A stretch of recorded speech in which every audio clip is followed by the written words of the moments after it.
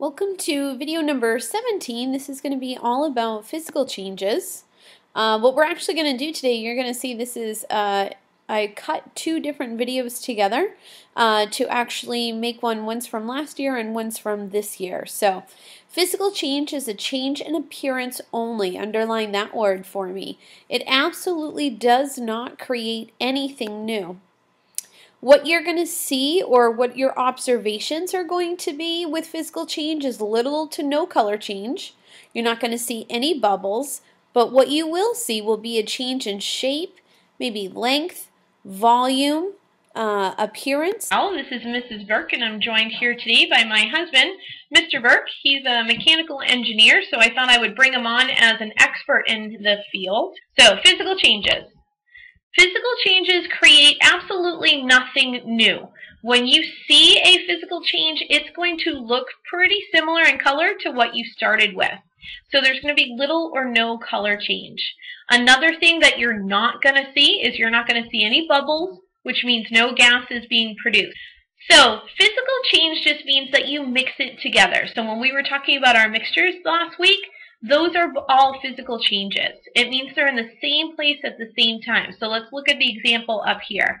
You've got blue dye plus the water, and guess what? It looks like blue dye plus the water.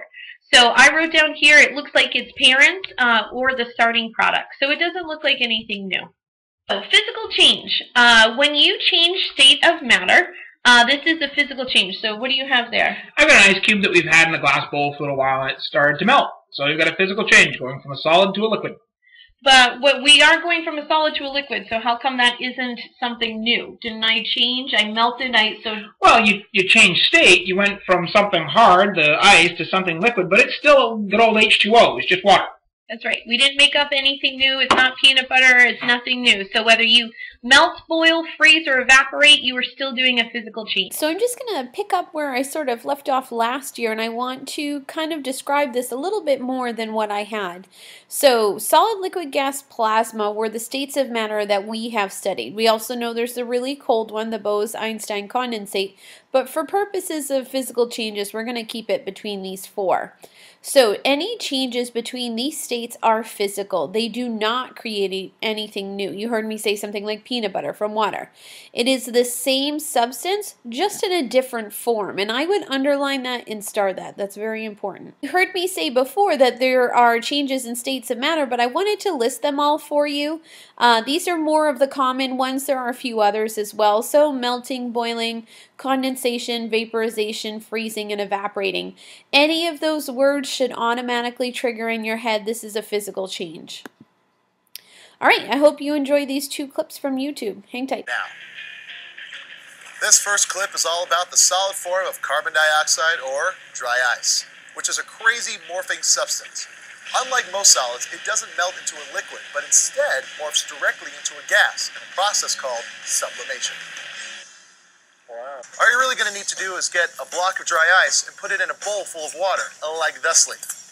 And once that starts percolating, you're going to need to get a 1-inch cloth and dip it in water and soap. And just get it really soaked in there. And then get the rim of the bowl or bucket you have soapy. Look at it. Then you're going to get the strip and just kind of glaze it over the rim of the bowl. Thusly. And that should create your dry ice bubble.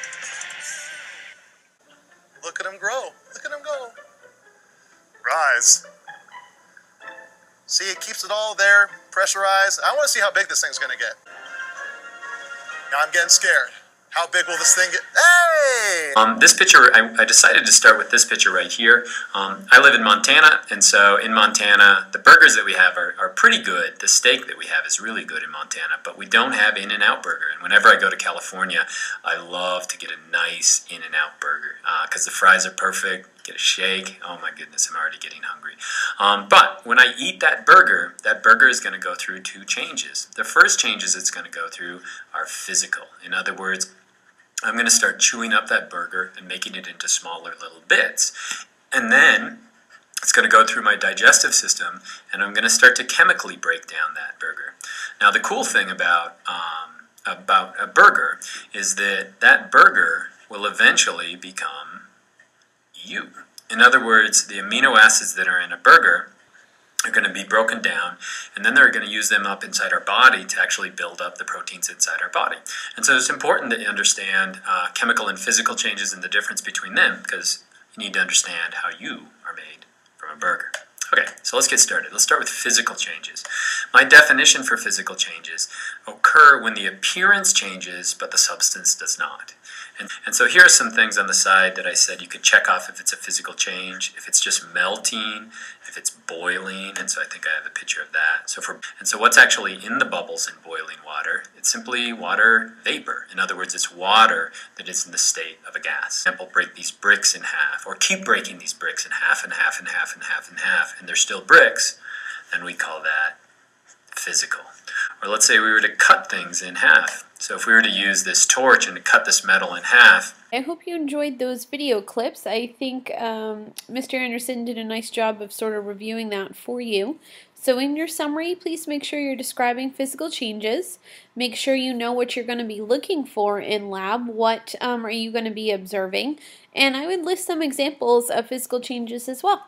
As always, thanks for watching, and I'll see you guys in class.